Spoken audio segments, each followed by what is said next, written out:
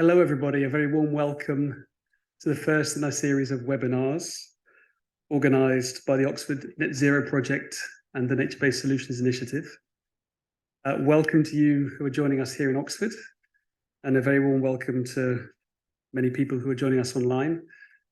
My name's James Allen. I work at OLAB, a Brazilian food systems consultancy, and I'm going to be moderating our session today. Really excited about it.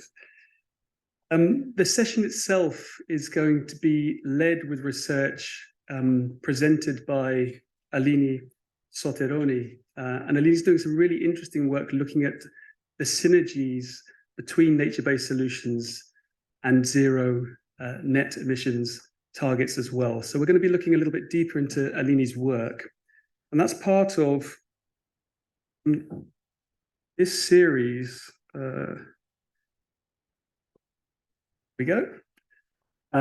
So what Aline's work looks at is firstly the integrity of net zero, and particularly the socio-ecological sustainability of it. So we're going to land that in Brazil, and our panelists today all have direct experience either through research, through government, or through practice of working in Brazil. So just to frame the discussion, I wanted to make two quick points and then explain a couple of terms, and then we hand straight over to Aline. So the first point I just wanted to share with you as we start is to stress the relationship between climate change and biodiversity loss, which for many of us may be obvious, but that's our starting point to understand that relationship. And the second is the relationship between deforestation and agriculture, right? So I think if we understand those better, we also understand better the relationship between net zero and zero deforestation. So on that first point, we do know that burning fossil fuels is the main cause of climate change. Number 2 in that ranking is land use. And key to land use is forests. And one of the main drivers of forest loss is agriculture.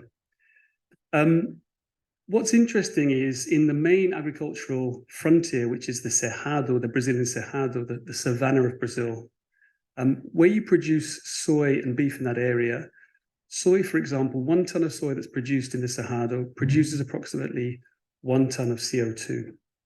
And about half of that 1 ton of CO2 comes from land use changes. So what that means is if you expand agriculture over forest and you lose that forest, you lose the mitigation capacity of that forest. Okay, so a low cost and effective way of addressing climate change is addressing the causes of deforestation, and that's where we want to land the discussion today. I guess the key message that my colleagues and panelists are going to be talking about then is the critical role that nature plays in net zero plans. And Aline and her team presented last year really interesting results from research addressed to the Brazilian government on their net zero pledges.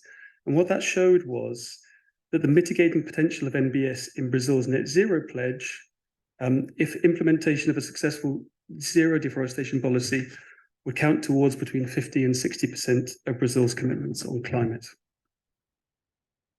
The second point I just wanted to quickly touch upon is the relationship between agriculture and biodiversity loss. Many of you may be familiar with this, but it's worth a reminder. Brazil is the world's largest deforestation frontier, often in that area between the 2 key biomes of the Cerrado and the Amazon. It's the world's 2nd largest producer of beef, produces around 10 million tons per year. And it's the world's leading soy producer. So those 2, soy and beef in particular, are key drivers of deforestation. Around 40% of global deforestation can be attributed to the beef trade, and more than half of that is Brazilian beef, okay? So if we're serious about addressing deforestation, Brazilian beef is a really key place to start. And about 1/5 of deforestation across the globe is drawn from oil seeds, particularly soy and palm. And soy is the world's most internationally traded commodity, okay? So we're going to be looking today particularly at soy and beef and the potential to reduce the role that they play in driving deforestation, particularly in Brazil. What's really exciting today is we've got this wonderful mix of academics, practitioners, and policymakers. And I think that's what makes this particular session quite unique. So in addition to Aline and Rachel, Aline is Fellow in Nature-Based Solutions and Oxford Net Zero here at the University of Oxford. Rachel Garrett is Moran Professor of Conservation and Development at the University of Cambridge, both doing quite important work. Aline does a lot of work on mathematical modelling around deforestation, and Rachel a lot of work on environmental policies. I'm delighted to say that after Aline, we've got Fabiola Zerbini from the Brazilian government. Fabiola is Director of the Department of Forest at the Ministry of the Environment in Brazil. And following on from Fabiola is André Vasconcelos, who is Global Engagement Lead at Trace. And Trace does a lot of important work on gathering and analysing data on trade of commodities and how to promote more sustainable trade among those commodities.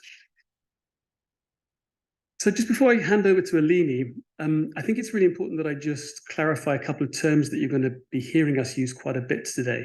Okay, we're going to be talking particularly from a legislative perspective. So to what degree can new legislation coming out of the EU and existing legislation in Brazil influence deforestation and its relationship with soy and beef? The first term we're going to be using is EUDR, EU Deforestation Regulation. So the EUDR is a groundbreaking piece of legislation that's been put into the statute books this year and will come into force in 2025, and looks at avoiding deforestation linked to commodity imports into the EU through due diligence. It looks at 8 commodities: soy and beef, palm oil, cocoa, coffee, and 3 others. Okay, and in a nutshell, what it says is, if an agricultural commodity that's imported into the EU came from a piece of land, either the beef was produced on that piece of land or the soy was planted on that piece of land, if it came from a piece of land on which there was deforestation after December 2020, it becomes illegal to import that. Okay, so that's what the EUDR does. And it applies to what have been defined as high-risk areas, including Brazil. The second piece in our glossary that's important for us to know about today is a piece called Other Wooded Land. And this is where we start getting a little bit into the weeds of this regulation, but the devil is in the detail. So Other Wooded Land, or this wonderful acronym of OWL,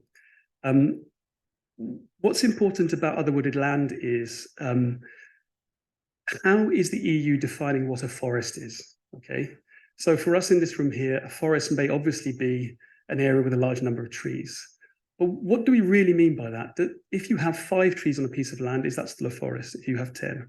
So existing legislation uses the FAO definition. And the FAO definition is, there's a lot of detail to this, but it's basically trees that are higher than 5 meters, the canopy cover of more than 10%. So more than 10% of that piece of land, at least half an hectare, is covered by tree canopy. That's the FAO definition of forests.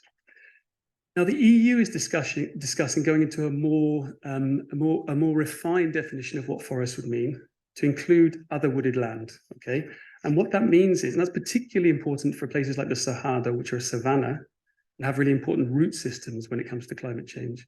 Okay, but in the Cerrado, other wooded land would include canopies of between 5 and 10%, and include shrubs, bushes, and trees. Okay. So what we're basically saying is, if we move the dial on how we understand forests, what are going to be the impacts on net zero targets and deforestation? And Aline is going to say a lot about that. EUDR and OWL, remember those. And then finally, the Brazilian Forest Code. And I know a lot of people in here will be familiar with that. But Brazil has very rigorous environmental legislation. Okay, and that's an important starting point for our discussion today. Brazil requires landowners to maintain a percentage of their property as native vegetation. That percentage changes depending on which bit of Brazil you're in. If you're in the Amazon, generally speaking, you can only clear 20% of that land. 80% of it has to be retained as native vegetation. That number changes a little bit in certain circumstances in certain states, but just for you to have an idea that actually landowners under Brazilian law are quite limited to how much they can deforest.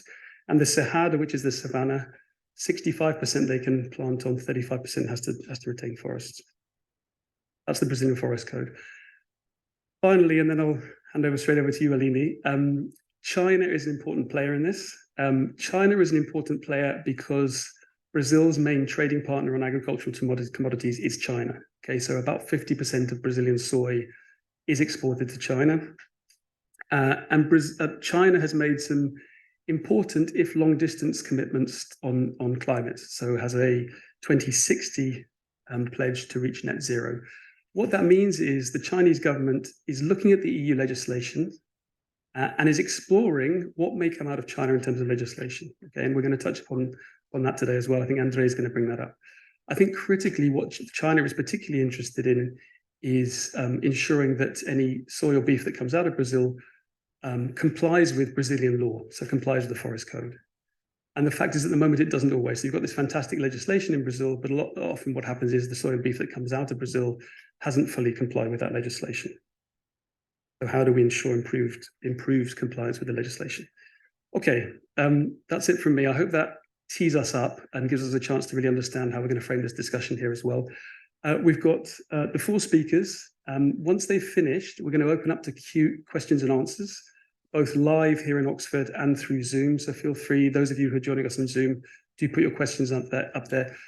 Put them up as we go along, and we'll start accessing them. And then we've got about 30 minutes at the end. It's a 90-minute piece we've got here. We've got about 30 minutes at the end in which we can explore those questions. And we're really keen to have a discussion with everybody in the room. So thanks for joining today.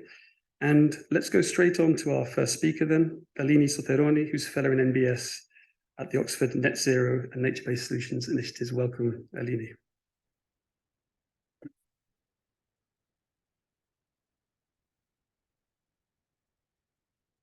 Thank you, James, for this great introduction and overview. Hi, everyone.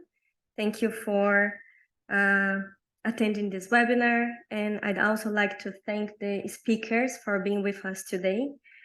And I'm going to share some preliminary results on a quantitative assessment analysis on the EUDR in Brazil. This piece of work I've been leading in collaboration with several colleagues, many of them in this webinar, in this room.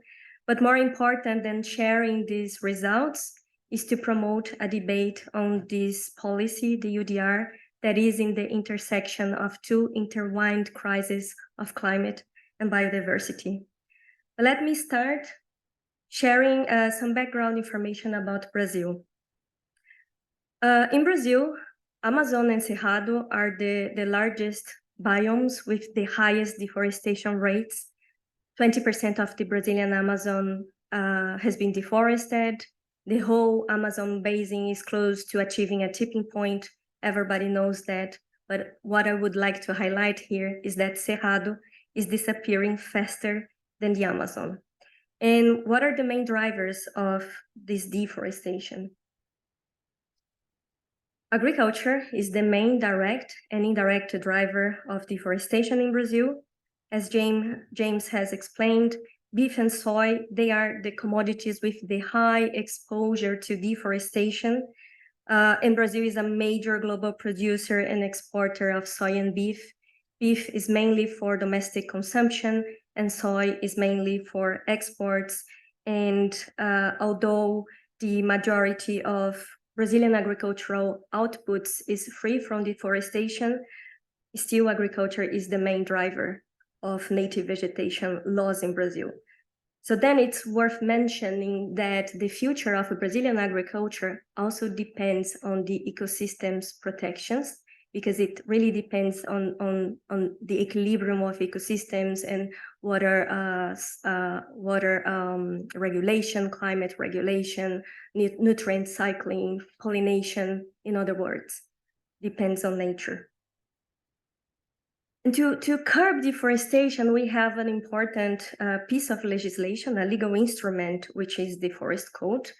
James already touched this law. Fabiola, for sure, is going to talk more about national initiatives. And I'd like to highlight here 2 points. So first, the Forest Code allows some extent of deforestation, which is called legal deforestation. And the second point is that the Forest Code has never been fully enforced. On the other hand, we have instruments to curb deforestation that are voluntary zero deforestation commitments, more recently net zero pledges. and Rachel will talk more about voluntary initiatives. And what I'd like to highlight here is that despite the amount of zero deforestation commitments out there, deforestation continues at alarming rates. And the EUDR, the EU Deforestation Regulation, is an important example of a new wave of legislations, unilateral regulations that are based on due diligence and aims to govern the supply chains from the demand side. As James has already explained the EUDR, I just want to highlight here 2 points. So first, the most important commodities for the Brazilian case, soy and cattle, and second, the definition of forest. So the law that was approved takes into account forest according to the FAO definition. So here in these maps, just to make the definition clearer, we have Brazil's native vegetation in the year 2020 reclassified according to those definitions. So we have forest FAO and other wooded land FAO. And as you can see, it's pretty clear in those maps, the law that was approved doesn't cover important non-forest ecosystems like Cerrado in Brazil.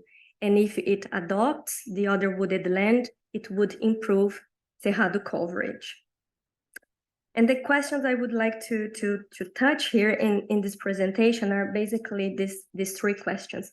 So how much deforestation could this regulation potentially avoid in Brazil? The importance of adding other wooded land, and what would happen if other major consumer markets like China follow a similar legislation. And to help answer these questions, we are using a regional version of a global economic partial equilibrium land use model, Global Brazil. This model simulates the competition for land among the main sectors of the land use economy. 30 different regions represented in this model are interconnected through trade, and it means that the demand for meat in China will drive soybean production in Brazil because Brazil exports soy to feed animals in China. I've been leading the work on Global Brazil for quite some time, and this model captures Brazil's specificities, national policies. It's validated for the historical period, which gives confidence in future projections. And more details you can find in these publications at the bottom, but you can also always contact me. With models, mathematical models, what do? We create scenarios. So in scenarios modeling, we usually have a baseline scenario. And in our study, the baseline captures a weak environmental governance. And basically, in this scenario, there is no restriction on the conversion from native vegetation to soy, pasture, and other uses. And then we are looking at deforestation control scenarios. So in our EUDR scenario, the areas classified as forest according to FAO, these are the areas that cannot be converted to soy and pasture. In our EUDR with other wooded land scenario, the areas classified as forest and other wooded land, these are the areas that cannot be converted to soy and pasture. And since we are talking about deforestation control in Brazil, it's important to have a scenario that takes into account the implementation of the forest code where illegal deforestation is prevented. So then we take the model outputs and combine with market share from traceability, transparency data. And just to have an idea, here we have at the bottom, the market shares for soy in China and the market share for soy that goes to the EU. So we combine these 2 information, and then I'm gonna share all the preliminary results. I just want to make a disclaimer. These are very preliminary results of a research that is going on. And I will focus on the deforestation, but also emissions are possible to estimate, and also the risk, deforestation risk per company. But here I'm gonna focus on the deforestation risk per destination. But let's first look at the future deforestation in Brazil. According to our forest code, our baseline scenario, the future deforestation in Brazil is likely to be 64 million hectares. Just to give an idea, this is comparable to the size of 3 UKs in the next 30 years. And the majority of this deforestation will likely to be driven by beef. And when we look at beef, the majority of deforestation for beef will be connected to domestic consumption. And given the small market share of the EU, for beef, we will focus now onwards on soy. And our model is projecting 5 million hectares of deforestation for soy in the future in Brazil. The majority of this deforestation will be for the exports, mainly China and the EU. And if we consider this solid blue bar, the total deforestation for soy in Brazil, the light blue bar represents the deforestation that is connected to the EU consumption. So the EUDR, EU deforestation regulation, aims to decrease this amount of deforestation. But the law that was approved, how much deforestation this law could prevent? According to our scenarios, this is the amount that this regulation can prevent. It's only 10% of the deforestation connected to the EU consumption in Brazil, or less than 3% of the total deforestation for soy projected by our scenarios in Brazil. And what would happen if the EUDR adds other wooded land? It will improve the impact of this legislation, and this represents an almost 7-fold increase. And we did the similar analysis for China, and again, if China follows the EUDR, it's important to have other wooded land. But if China is going to follow it or not, this is something that André is going to touch in his presentation.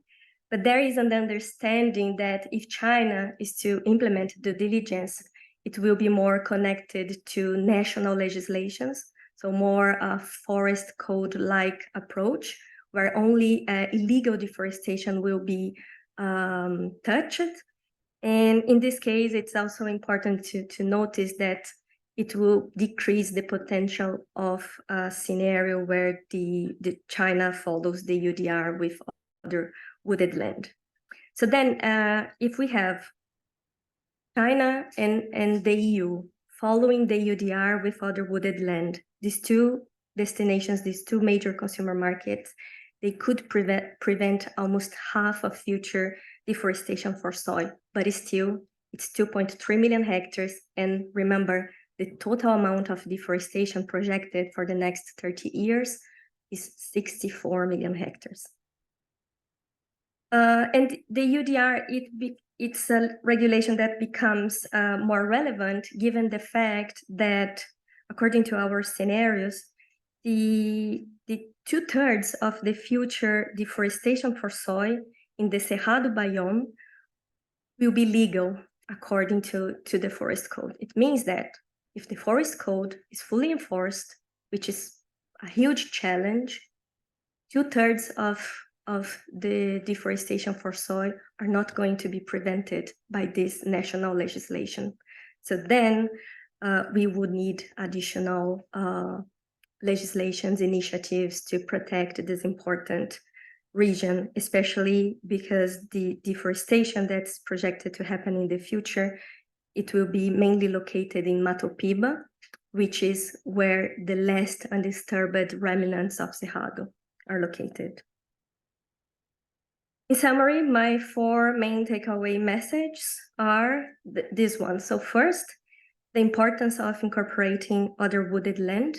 It's a consensus in academia, civil society, that other wooded land should be incorporated in the legislation.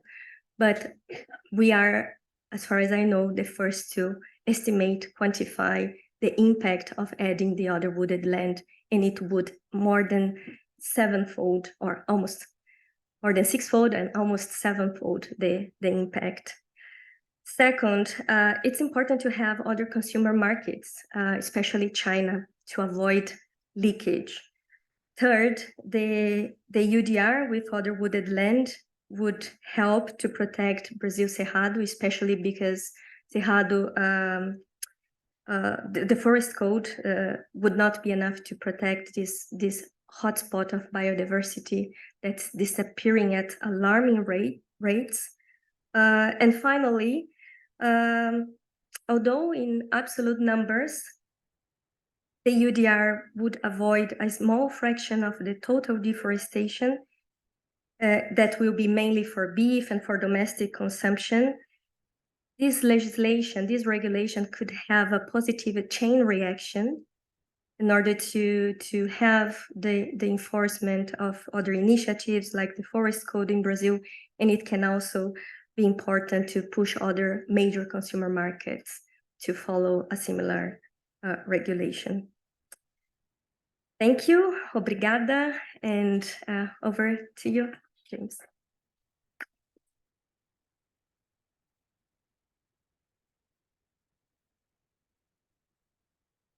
Great, thanks, Aline. Thanks so much.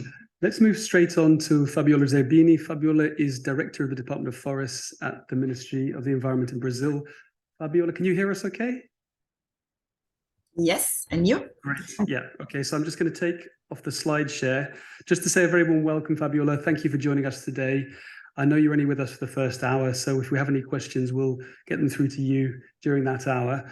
We've obviously heard from Aline how important the Forest Code is as part of the solution on zero deforestation and net zero. So over to you from a Brazilian government perspective on both of those points. Thank you.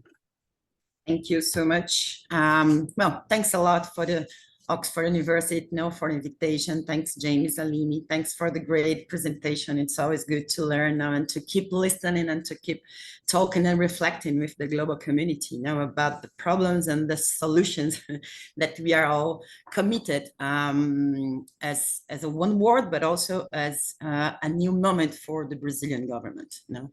Well, I will start saying that I will not bring an official or a unique positioning from the Brazilian government in relation with the regulation or the EU regulation, but I will bring many aspects and topics and plans and actions and results that are connected with the main purpose of the regulation, but also the main purpose, I think, that all of us are committed, and it's related with the title, also the net zero title of our conversation today.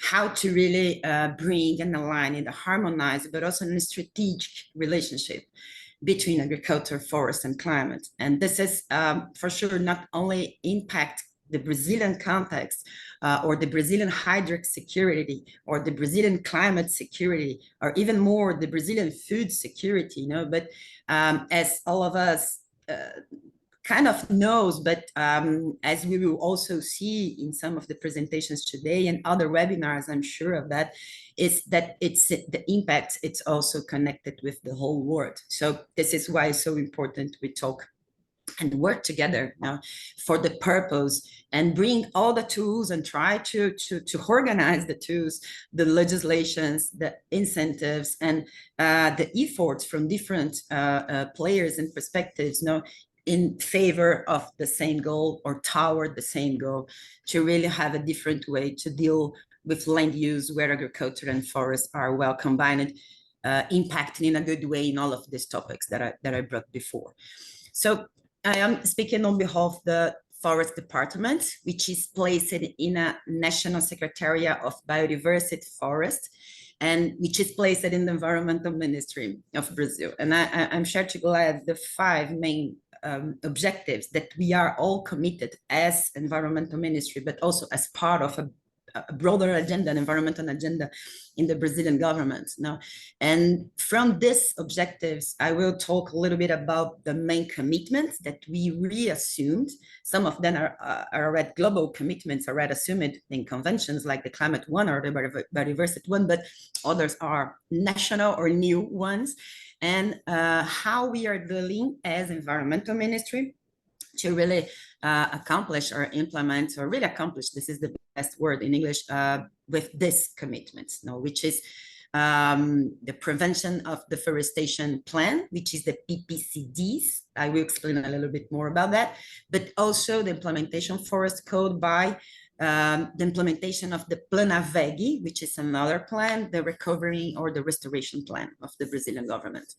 Well, back into the beginning. So the 5 objectives that the environmental ministry is committed is first, really deal with the climate emergency. This is crucial. And this is why also we are now named as environmental ministry and climate change, as all of you should know.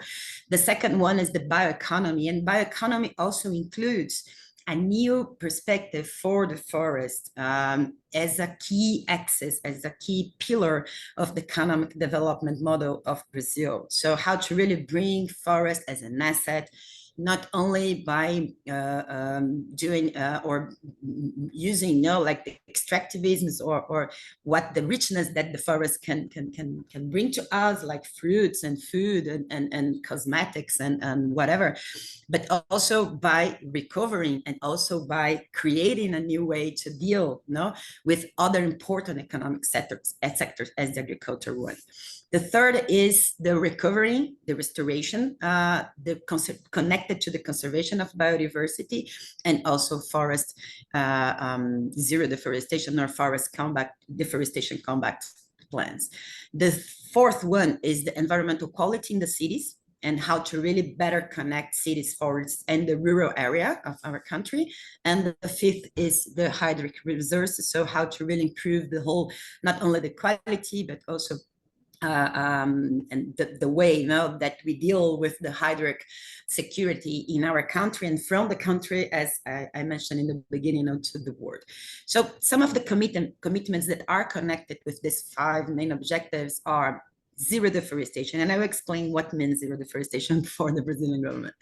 Reforestation of 12 million hectares by 2030. 30% of the areas in the Brazilian biomes or the native vegetation protected. 30% of the degraded land areas recovered by 2030. These both are very connected with the Biodiversity Convention that was held in Montreal last year. 30% of the land waters and coastal areas effectively conserved and well managed. And these are some new ones. We will create new 6 million hectares of protected areas. And this is even goes beyond the legal or the illegal deforestation discussions. No, this brings other levels of protection that are very important for the biodiversity and also all ecological equilibrium of the whole of biomes in Brazil. Yesterday we announced it too, and by the way, and also another one that is very connected with this topic in a broader perspective, as I mentioned in the beginning. Now, like we will allocate 57 million hectares of non-designated public land in the Amazon.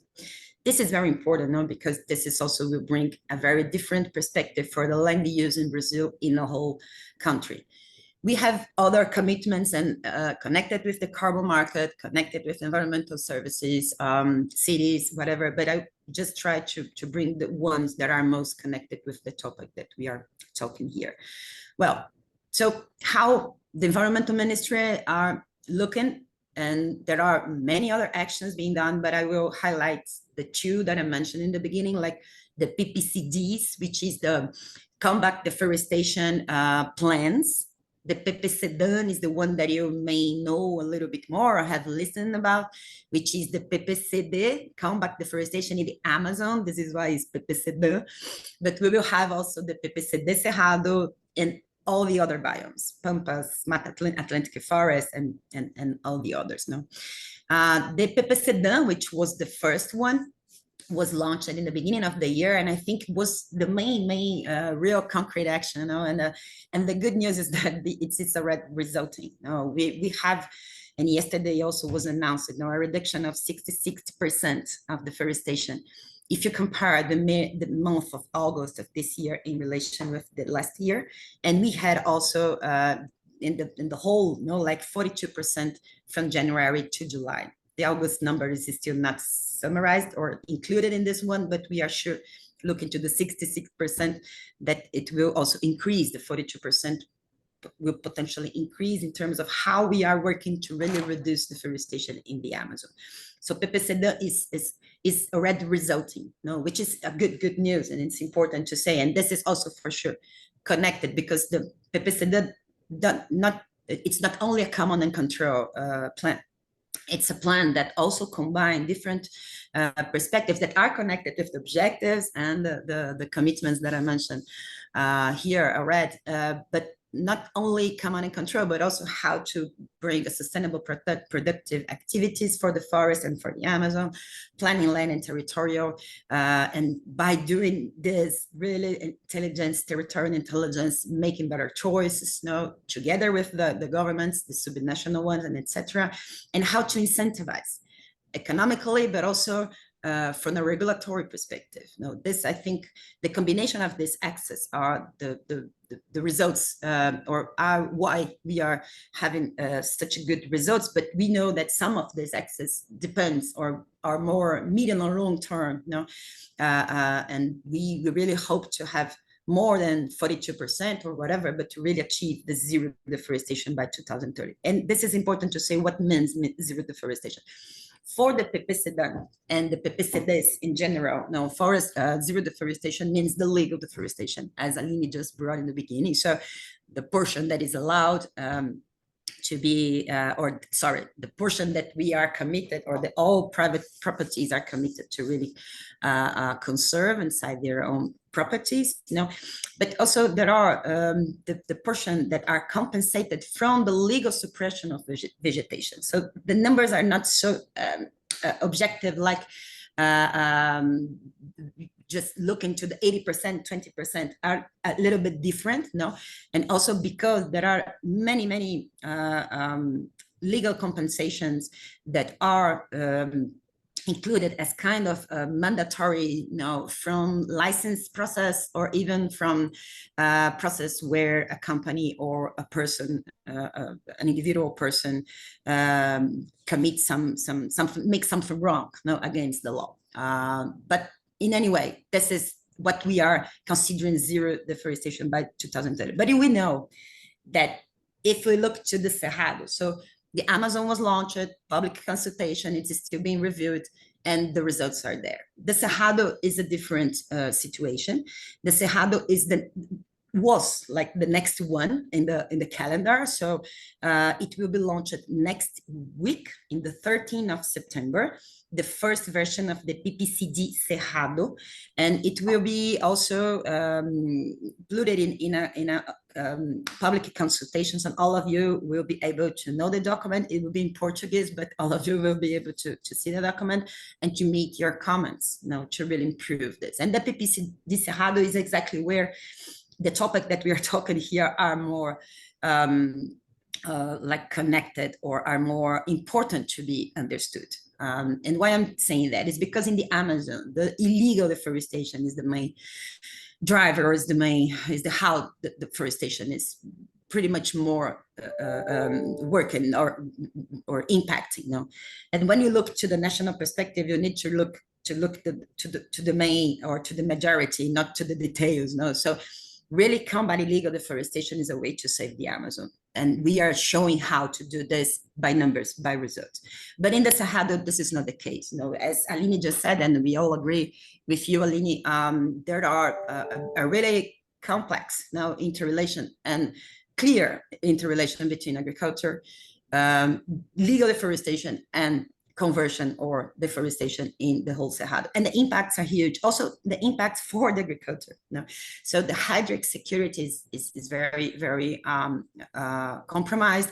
Also, the biodiversity conservation, and also the local social development and justice, social justice in the whole biome. And this is very important to say. And so deal with a better relation between agriculture, forest, land use, and by doing this, really bringing a different scenario for the Cerrado, a different one that you brought, Aline.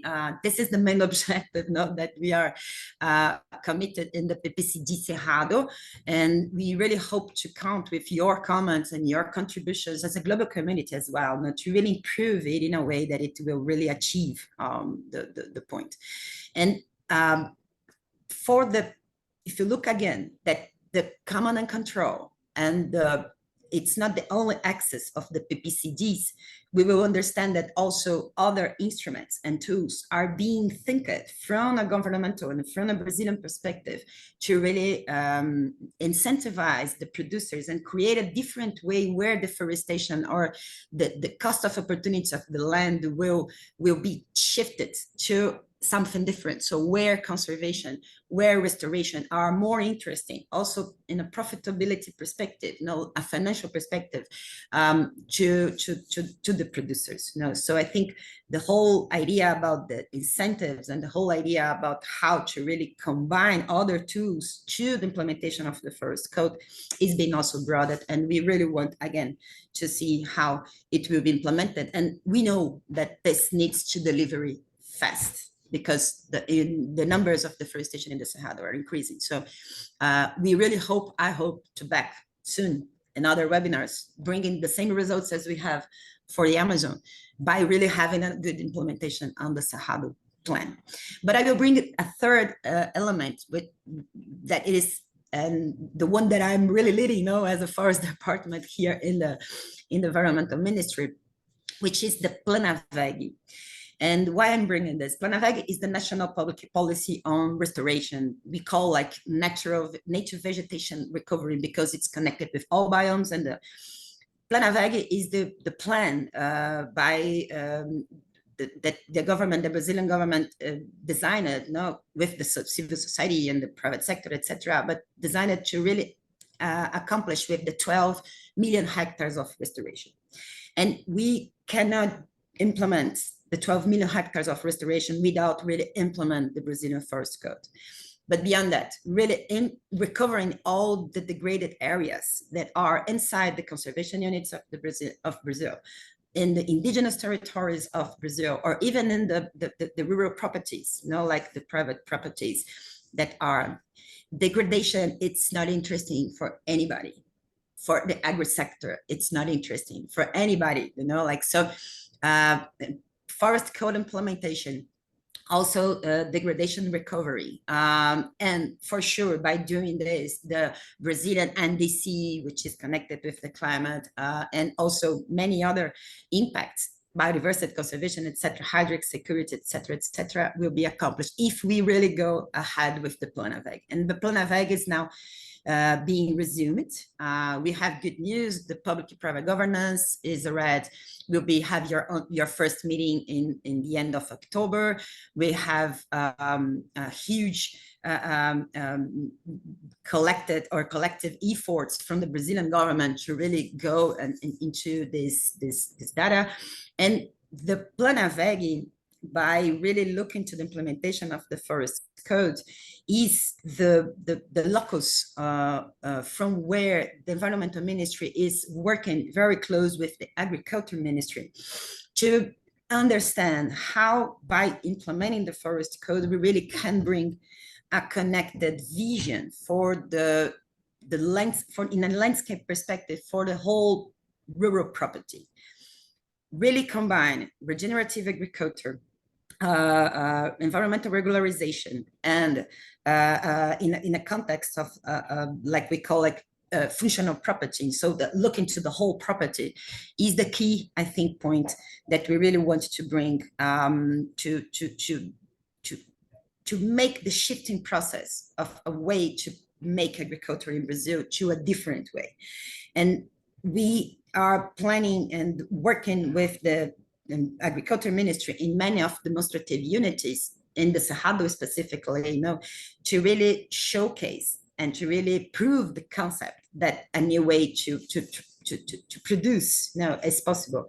And by doing this, we will also make a big movement in terms and in connection with other macroeconomic public policies to guarantee the incentives and to guarantee that the new cycle, positive cycle, will be understood as the status quo or as the one that is the only one.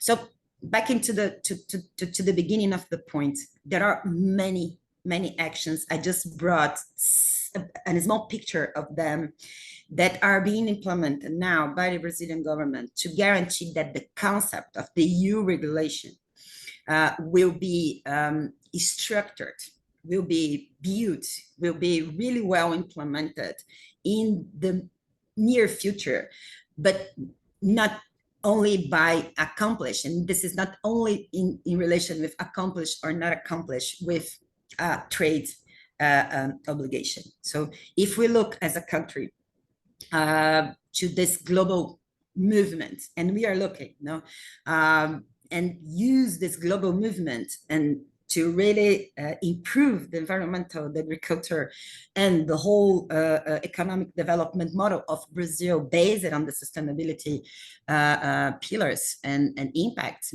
I think that all of us will win. So this is the message that I want to bring. Sorry for not being in the time, and thanks for the opportunity again.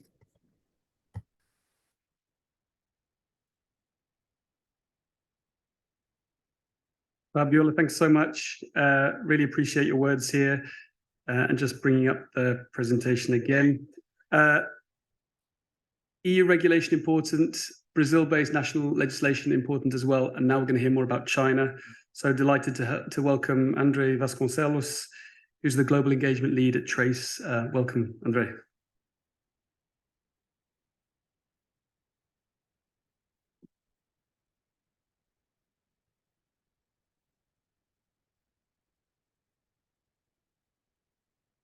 Thanks, everyone. Thanks, Aline, James, and all the speakers. It's a pleasure to be here.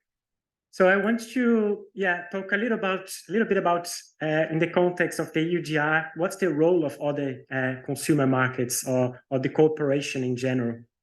And I want to bring four main messages here that I think it would be my main takeaways here. But before I jump into the message or the key messages, I just wanted to set a little bit of a context in terms of when we look from the demand side or from the EU side in terms of imports, what are the tropical deforestation associated with the EU imports.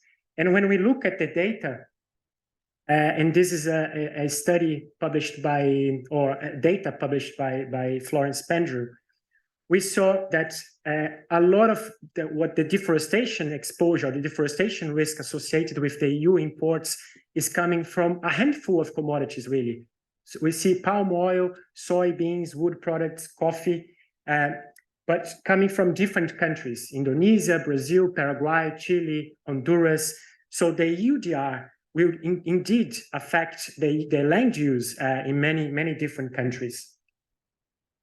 And putting a bit in the context of the size of the EU markets, in the case here for soybeans, in the beginning, the EU had a really good representation of the market, but this is massively changed over time, and we see players like now China really dominating their whole markets. And this sort of leads me to the first point.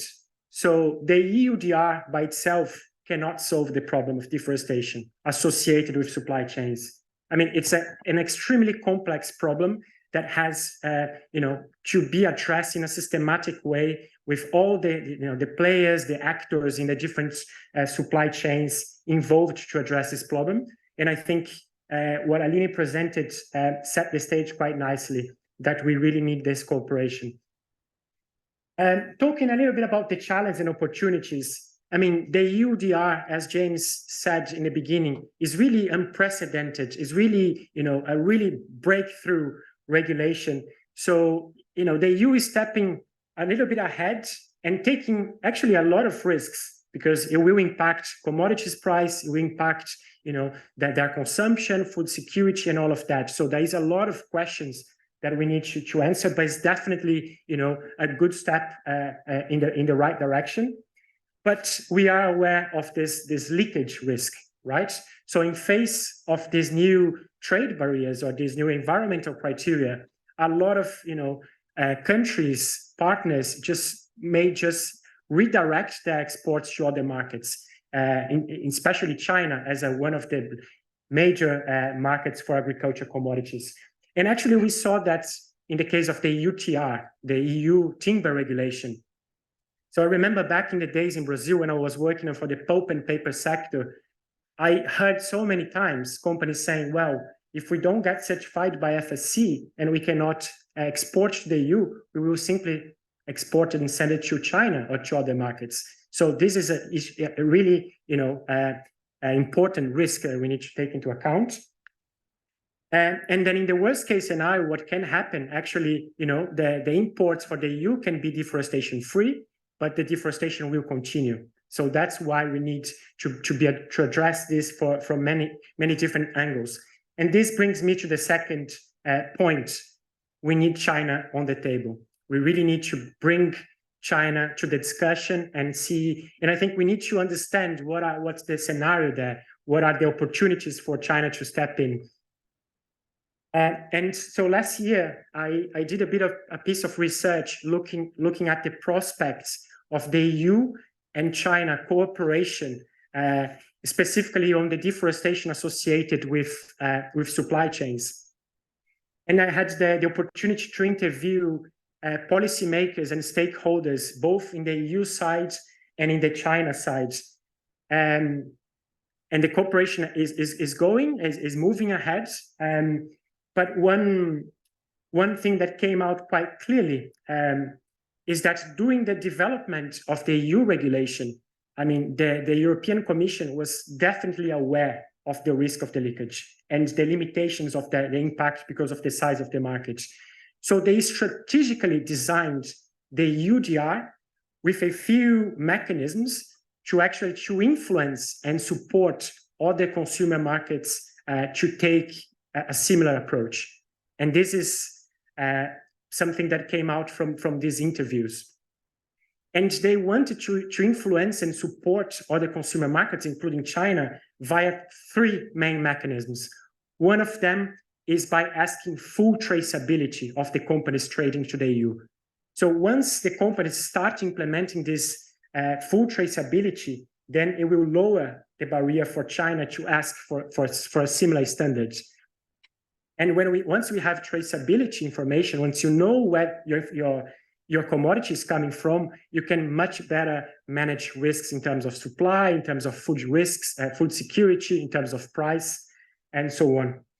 The second mechanism is, so the EUDR has a system what's called benchmark, the benchmark system, in which they will classify all the countries in categories of risk, high or low or negligible risks.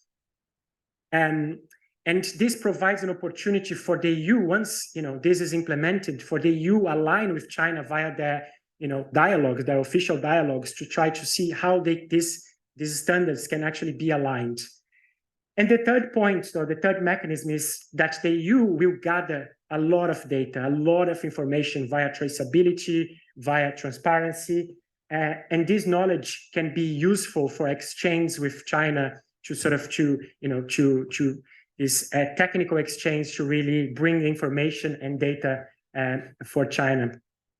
But one thing that came out really clear from the research is China will not implement trade measures based on deforestation free in the same way as the EUDR, at least in the foreseeable future. And this is because of many reasons that stakeholders shared.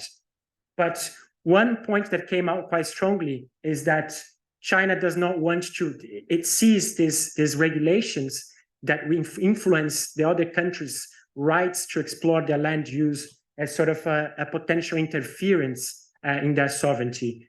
So China has this strong political principle of non-intervention, as was mentioned. But other aspects include commodity price and obviously food security. So China now has a limited arable land to expand their commodities production. So they really depend on imports. And there's a big risk for them, or a big concern, that any actions that will impose trade barriers can actually have implications for their food security. So in summary, the perceived risks of adopting any stringent measures, regulations, actions currently, in that perspective, outweigh the potential benefits. So then China is much more inclined to implement anything more related to legality, which would be aligned with, the country's own national regulation. And this is something interesting for us to explore and to discuss more. I hope we can discuss this more here in other spaces as well. What would be the scenario, or what would be the implications in a scenario where we have the EUDR, deforestation free, and also China with any legality-based measures? How would that impact? And I think Aline's study will bring a lot of information on that. And the fourth point, which I think it's not necessarily connected to China, but I think it's quite often fall under the radar, is actually that the EUDR require products to be deforestation free, that's the Article 3A, but also produced in compliance with national regulations. And this is a key part of the EUDR that we often forget. And we are currently doing a study, and we will be published a big assessment together, so TRACE leading together with Brazilian organizations Imaflora and ICV, looking at all the soy production in the Amazon and in the Cerrado to see to what extent is in compliance with key elements of the forest code. And what we see actually is that in the case of the EUDR, in the case of the soy, the Brazilian soy, there is a higher risk of non-compliance with the EUDR with the Article 3B, with compliance with the national regulation, than with the deforestation free. So the legality requirement definitely needs more attention than it has received so far. And I think an important point of that is that the EUDR can support Brazil in the journey of implementing the forest codes. The forest code is there. It has it's a brilliant law. It has many mechanisms to regulate land use, but also to integrate farmers that are not in compliance. So the EU doesn't have to come up with new mechanisms, but rather it's an opportunity during the implementation of the EUDR for the EU to support these already mechanisms there in Brazil. And just finally, I think it's important to mention that zero deforestation approach and the focus on legality, they are not mutually exclusive, but they are actually look at completely different things, and they are actually much more complementary than we believe. So those are the points that I wanted to bring here around the EUDR. Thank you very much.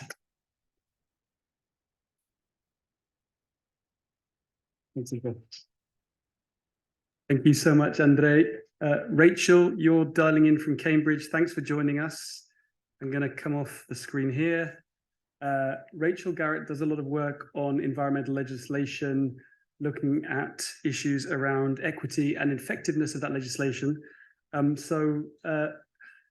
Welcome, Rachel. Thanks. And I know that one of the things you're looking at is, is this enough? Is this EUDR enough in the way that it's been formulated as well? But would welcome your thoughts for the next 7 to 10 minutes, and then we'll go to questions. Great, thanks. And I will try to be on the 7-minute side, but please don't hesitate to monitor me if there's any issues with that. So I wanted to try to make 2 main points, picking up on the themes by Fabiola and Andre and James and Aline actually as well. So first, I want to pick up on this considerable uncertainty about what will happen as a result of the regulation, because there's just a lot of the details that haven't actually been finalized. There's a lot of concepts that you've heard a little bit about now, risk benchmarking and compliance with legality, but as well as zero deforestation, inclusion of other woodlands. Like there's lots of things that are words that you may be hearing for the first time, but they're actually like very, very complicated to actually implement. And there's a lot of scale issues and monitoring issues. And anyway, so this is the first point about uncertainty that I'll dig into a little bit more. And just one specific point is that the really cool cutting edge analysis that Aline pointed out, and it's a little bit depressing because it's focused on soy, but and so it highlights the kind of overall very limited amount of avoided deforestation that can be expected compared to the size of the problem. She ended by saying something like 2 million hectares compared to 64 million hectares that's projected. But even this is, in some ways, we've discussed this, Aline and I, like this is a best case scenario. So, it's highlighting this is the limited amount we can expect in a best case scenario just for the soy part. And the reason for all of that is that like there's just that's if we assume that when you make a rule in a place it's actually followed and not taking into account loopholes and leakage that people have been bringing up. And so I'll go into that. And just to say, like, we have no idea for cattle because we've been studying cattle, myself and many other researchers and Trace and, for a long time. And we still have many questions, even in terms of why supply chain policies focused on cattle that are done by companies are not being 100% effective, and how to fix that problem. So there's a considerable amount of uncertainty. And so the second point I want to make is, and so that uncertainty can go two ways. It can be, this is a best case scenario and probably the effects will be more limited, or maybe there will be some structural transformations that we don't expect yet, and those could be very good. The second point I'm going to make after that in my few minutes is that we need to think a bit more about how the EUDR sits within the broader arc of conservation and development in the tropics. And here's where I'm actually much more optimistic. And I think it's important for us to take a moment and sit back and think of the normative implications of the policy. So just to dig into a little bit of detail about the uncertainty, some of the questions that we just still have, and I'm just leaving them as questions, are, at what scale will the risk benchmarking be carried out? Is it going to go ahead at the national level, which is crazy for a country as big as Brazil or Indonesia? Or is it going to devolve to state levels or some other scale or biomes or whatever it is? We argue in many of our statements about this that more localized towards state level is better because it can actually crowd in incentives for good governance at the state level to kind of develop a really deforestation-free profile as an entity, whereas you have kind of less efficacy and less capacity to make a difference at the national level if you're any one state. What input will countries have and states have in this process of how the benchmarking is carried out? Then we have this concept of traceability, and really this is a critical part of the legislation that is actually triggering a lot of business reaction, is this need to trace to individual farms, and how costly and reliable is this full traceability going to be? Who's going to win and who's going to lose from those efforts? How will this new information be used and by whom? I was just talking about this in the case of cocoa yesterday, and it's actually less radical in the context of Brazil to be tracing individual properties, because this has already happened through the Cadastro Ambiental Rural, and a lot of that gets made almost public, this information. But in a not so good governance scenario, and when more people have access to information, what happens to the people who are being now completely visible to everybody about what they're doing on their property? Then there's this big leakage question, and let me just formulate it this way. Will companies bother trying to meet the standards in high and medium risk areas to still export to the EU, or will they just start sourcing from other regions and leave high risk regions to domestic markets or to China? And this has come up through a couple of the talks. The domestic market is huge for deforestation products globally. It's over 90% in Africa, and it's over 60% in all of Latin America. It's just that for soy, this profile is pretty good because a lot of it is going to exports. But like, so we've talked about China and their importance for soy, but the domestic market is really important too. So will we just see a big shuffling around? And if that's the case, then this is a policy that just helps keep deforestation products out of the EU. It doesn't actually do anything for deforestation. And will companies, if they do stay in a region, will they focus on larger farmers only? Will they start to vertically integrate more? How will they, what are the ways they're going to find to minimize costs? We've actually already observed things like this in response to the voluntary environmental supply chain policies. So I think we can expect more of the same with the EUDR.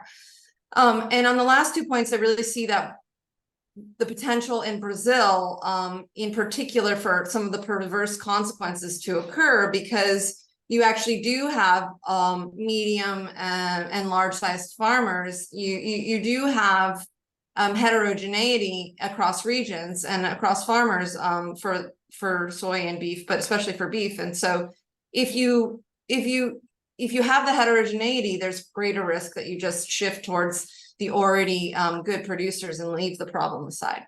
Okay, so that's all pretty negative and a lot of question marks. But the positive side, with my last 2 minutes, I just want to say that I'm more optimistic about the implications of this overall process of switching from what's called soft law, where we encourage companies to use voluntary standards, and we track through transparency initiatives, we track how they're doing on adopting these voluntary initiatives, to hard law, where we actually require them to do things and produce a due diligence statement.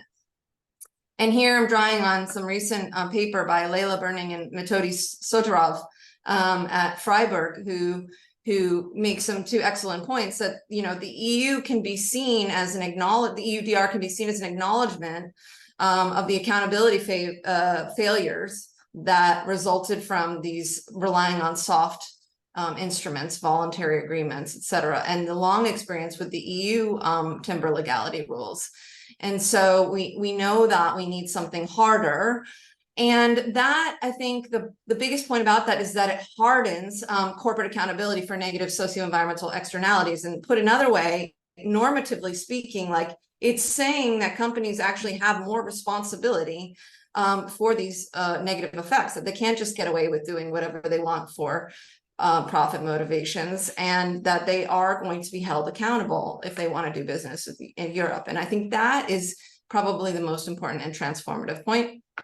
And because this is going to come to some cost to EU consumers and the EU livestock industry, although surely it'll benefit other EU producers, it is in a way an acknowledgement of the responsibility of consumers in the global north for these problems. So those, I think, are really important.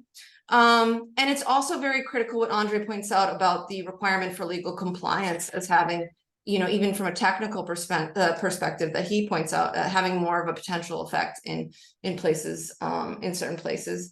And I think that overall, again, this overall concept that you actually have to care about deforestation in new places where nobody was paying attention to them before.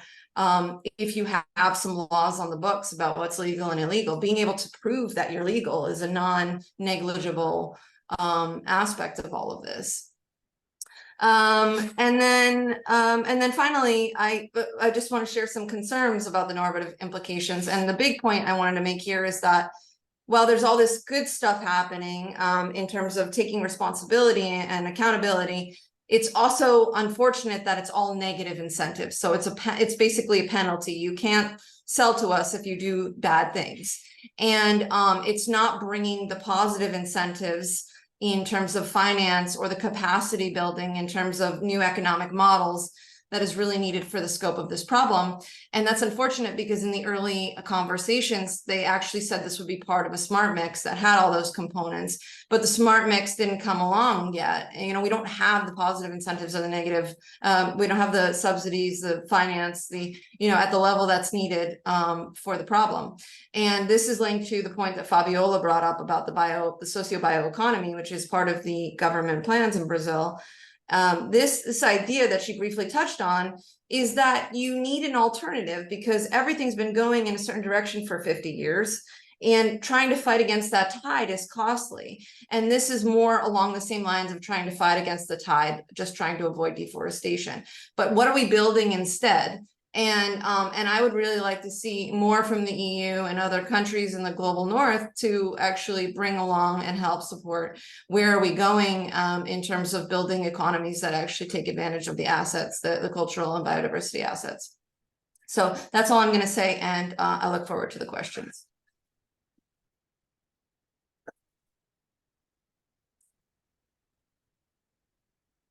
Thanks so much, Rachel. I'm going to invite Aline and Andre to come and sit up with me here. We've got about 20 minutes for questions. We've got some questions online as well. We'll take maybe a couple in the room and a couple online as well. And keen to engage with you guys here. I think just on your final point, or your penultimate point there, Rachel, that the EU legislation and what's coming out of Brazil are changing radically the way companies are operating. And I think myself and Andre work very closely with the traders, for example. And one key change that's happened there is it used to be the sustainability departments that were dealing with this kind of thing. Now their legal departments are on board.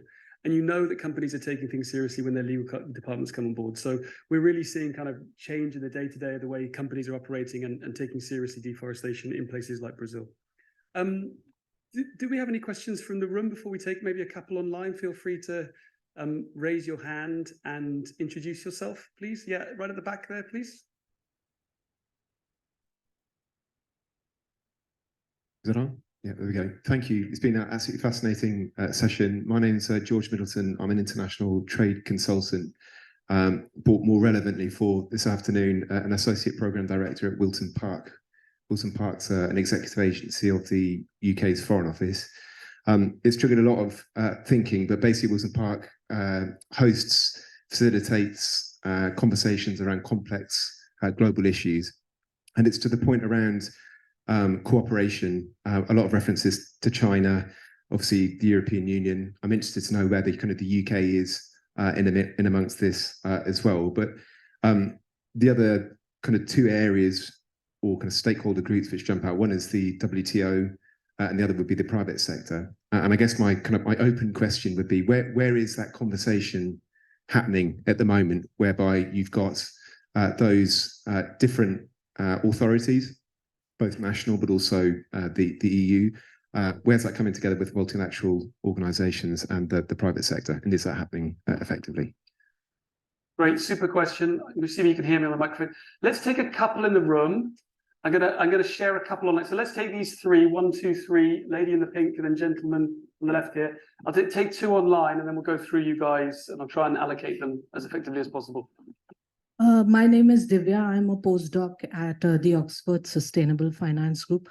And my question pertains to the likes of JBS, Minerva, and Marfrig, who are the biggest meat packers in the world. And they wield a lot of control over how things are done in the sector. And do you think, how is the EU, how is their power going to influence, their consolidation going to influence the implementation of EUDR? Great question. Thank you so much. And the third one here, and I'll just share a couple online. Hi, Steve Smith from here at Oxford Net Zero. Thank you from me too for all the speakers, really fascinating. And I was really struck by just how big the impact is from domestic beef consumption. We're seeing in parts of Europe and elsewhere actually quite big transitions in dietary preferences. And I was just wondering, what are the kind of assumptions about domestic meat consumption baked into these scenarios, and where are the uncertainties? Where is the sort of cultural conversation at in Brazil about eating beef at the moment? That's a really lovely and thorny issue.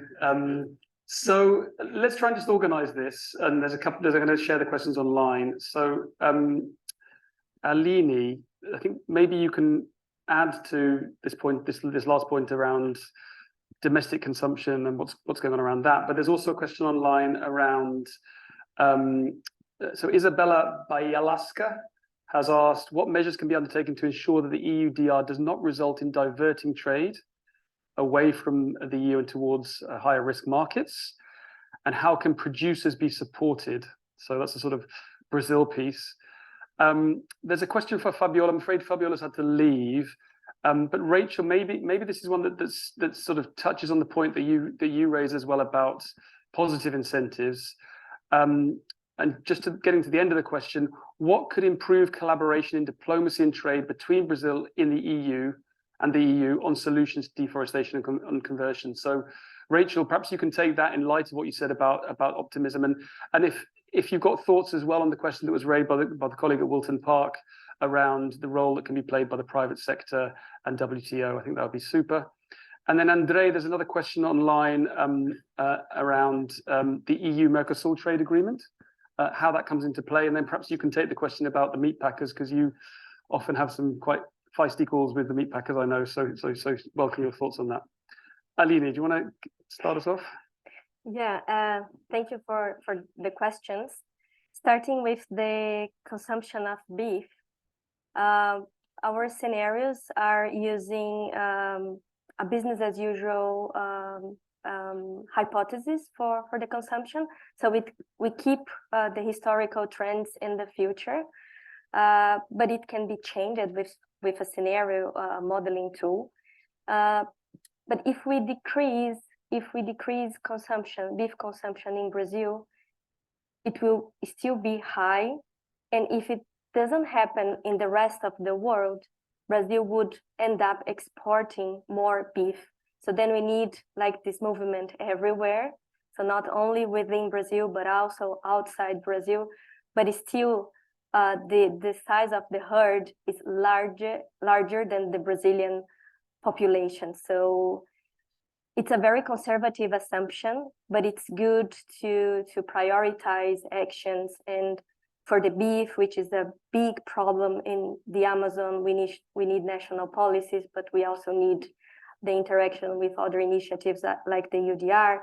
And then connecting to the Isabella question on diverting trade, this question is about leakage. And leakage is really significant, can be really significant. And that's why we need other major consumer markets like China following this legislation. But another type of leakage that could happen in Brazil is redirection of traders' operations. So the handful of traders for soy and beef, they are operating all over Brazil, but they can start sourcing soy from consolidated areas to the EU market and keep sourcing soy and beef contaminated with deforestation from the high risk areas. And how to prevent that? One way would be having a benchmark system to classify traders instead of regions or in combination with regions. Because if companies like JBS, Marfrig, Minerva, and other 7 companies for soy, 10 companies controlling 70% of this market, they have this benchmark system, then it will push them to clean their entire supply chains and not only the bilateral flow with Europe. Thanks, Aline. Rachel, just a reminder, perhaps you could give us views on opportunities to improve collaboration in diplomacy between Brazil and the EU in the light of what you said about opportunities. And if you have any thoughts on the point about involving WTO, the private sector in dialogue as well, please. Yeah, I'll try to keep it simple, but basically I think the fundamental problem here is like environment and development are separate always. So, you have everywhere a Ministry of Environment and everywhere a Ministry of International Development. And the two things are not working towards the same goals. And we say this all the time, deforestation in Brazil has not brought inclusive development. And without inclusive development, you can't stop deforestation. So we're just going to keep spending tons of money on trying to avoid deforestation. We're not going to solve deforestation, and we're not going to bring well-being. So I think the biggest thing is bringing those efforts together on the side in the global north, in the EU, in the UK, and other places, and to try to see that as a combined strategy that has to be undertaken, where you're actually investing in development opportunities. I have seen really good work, actually, like in Germany, where they really invest a huge amount of effort in things like land tenure programs in the places that they're sourcing from. And so I think that's the direction that we need to be moving towards. And Brazil has made this change, in my opinion. I think that they've seen this. There's been programs combining conditional cash transfers and environmental outcomes. And now the socio-bioeconomy is part of the PPC down plan that Fabiola talked about. And so, yeah, I think that was the question. Did I miss any parts of it? That's super. Thanks, Rachel. Andre, the Mercosur trade deal, how does that come into play? And what's the role of the meat packers? And given the power, the economic power that they have, to what degree is the EUDR going to move the dial? I think, can you hear me well? Yeah. So, I mean, answering your question in a very simplistic way, of course, is much more complex, and because these meat packers do have a lot of power indeed. But in the context of the EUDR, they don't have much leverage to change anything, because we are talking about that around 80% of the production stays in the domestic market. Most of the exports goes to China and Middle East countries. So we're talking about less than 5% that goes to the EU. So for them, it will be business as usual, simple as that. So that's why we need, attacking the problem through other angles. Finance, who are finance them? How we can leverage this to change? Consumers, how the consumers can ask for the prosecutors in Brazil are doing a great job in sort of like getting them to commit and implement their commitments. Also the government through command and control and through voluntary commitments. So I think all of that in the context of the EUDR, nothing will change, business as usual.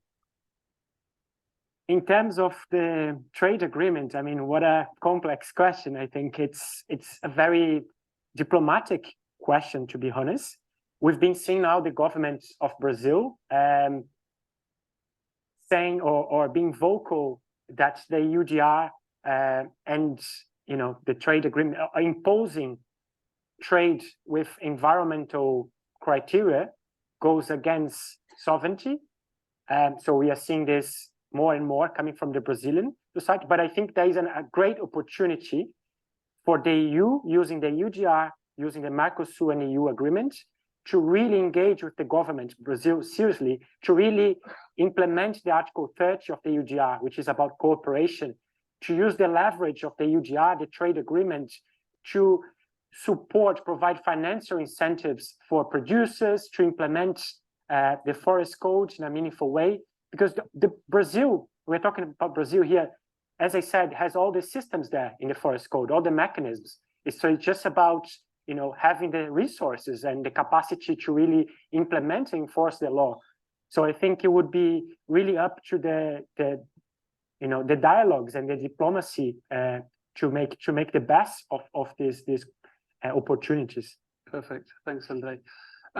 We are on a very tight time schedule today, so we've got 4 more minutes. And what we're going to do is we're going to wrap up. I'm going to invite the 3 speakers who are still with us for 1 minute, perhaps an insight or a key takeaway. Rachel, then Andre, then Aline.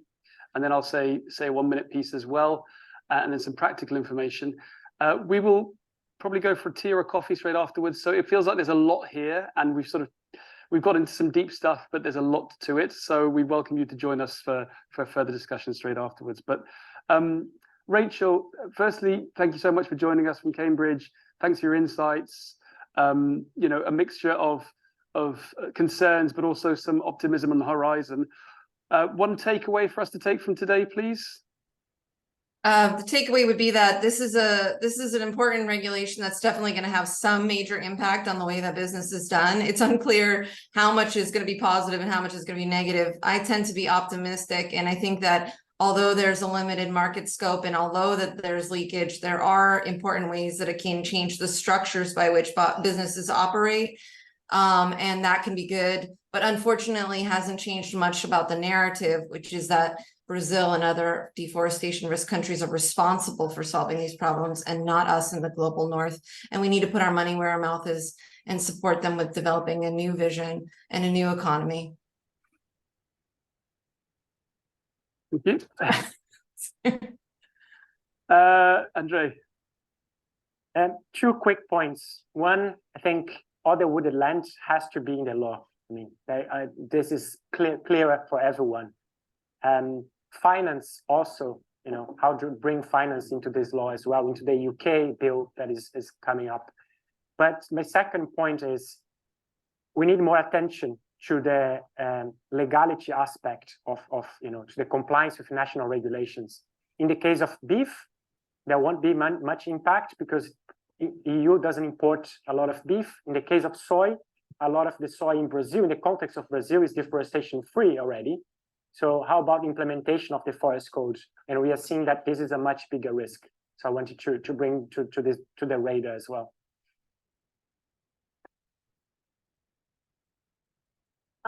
Before my final words, I just want to say that this is an ongoing research, and there are a lot of results for companies and calculating risk per company. So they maybe in another webinar we are going to touch more on the company side.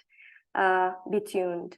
But final words: zero deforestation is key for Brazil to reduce its emissions, comply or achieve its net zero targets, but also to curb biodiversity loss, to keep ecosystem services, and to adapt and create resilience against climate change impacts. And this all speaks directly to the future of agricultural sector in Brazil. The enforcement of national policies, they are crucial to curb deforestation. We know the forest code is not going to be enough for certain areas like Cerrado in Brazil. It's a biodiversity hotspot and disappearing at alarming rates.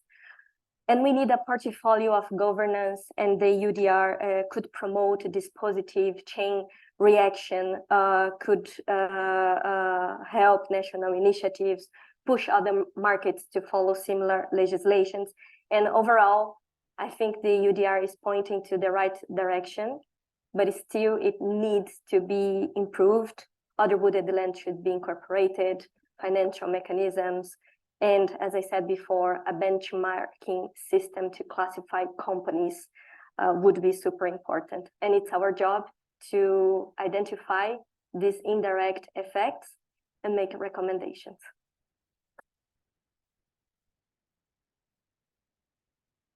Great. So just a couple of words of wrap up and maybe just trying to recapture the story we've shared with you today. I think the first is the EUDR is unique. It's the first kind of legislation of this nature. We are hopeful that it's going to be game changing, and we've set out ways today in which we think it can be game changing. Details are important. So the other wooded land is important, including that could have a 7-fold increase in its impact, particularly on soy. Rachel's point about risk benchmarking. So do we call Brazil a high risk country, or do we have a bit more detail around state level risk as well? This is really important in terms of the way it's going to be implemented. And China is really critical in terms of the role that it could play, inspired by what's happened from the EU legislation. Aline, you used the word chain reaction when you first spoke as well. So, you know, what are those chain reactions that could come out of this legislation? I think one, you know, Fabiola talked about this. A lot of really important legislation exists in Brazil, and under the new Lula administration, a lot of activities in scaling up deforestation, combating deforestation is happening, whether that's through those plans for deforestation, the PPCDs that she talked about, or whether that's through restoration plans, the Plano Verde. I think the existence of the EU legislation puts pressure on China, whether directly or indirectly, right? Because you've got this benchmark now around what importing deforestation can look like. And there's also a perception issue in Brazil. I think we're moving from a, you know, potentially a climate where illegality is acceptable to a climate in which companies and all players in the agricultural supply chains really have to demonstrate benchmarking in terms of legal compliance. So I think just to end with very much a note of optimism and taking, I think, what Rachel said, moving from soft laws to hard laws as a game changer. Companies now being held accountable. Responsibility has to be shared, so it can't just be a top-down legislation from the EU to Brazil. Responsibility has to be shared. And I think the need for a vision is really critical. That's one of my key takeaways here today is, what is the vision for the Amazon? What is the vision for sustainable and responsible agriculture and commodity supply chains as well? And I think building that collectively is a key to moving forward. We'd love your feedback on today, whether you're online or here in the room. So you'll see on the screen now, click on this QR code. We welcome your feedback. We're always trying to improve these webinars as well. So please tap in on that QR code and give us your thoughts. Suffice it to just thank our four fantastic speakers, Aline, Fabiola, Andre, and Rachel. Thanks to the support team at the University of Oxford, George, Kath, and many others of you who've been here today. And thanks to our hosts at the Western Library and the University of Oxford. Finally, we have another webinar next week in this series, Net Zero for Influenced Emissions, the role of global professional service providers. Do join us online or here in person in Oxford. Thanks for your time today, and join us for a tea or a coffee straight afterwards to carry on the discussion. Thank you.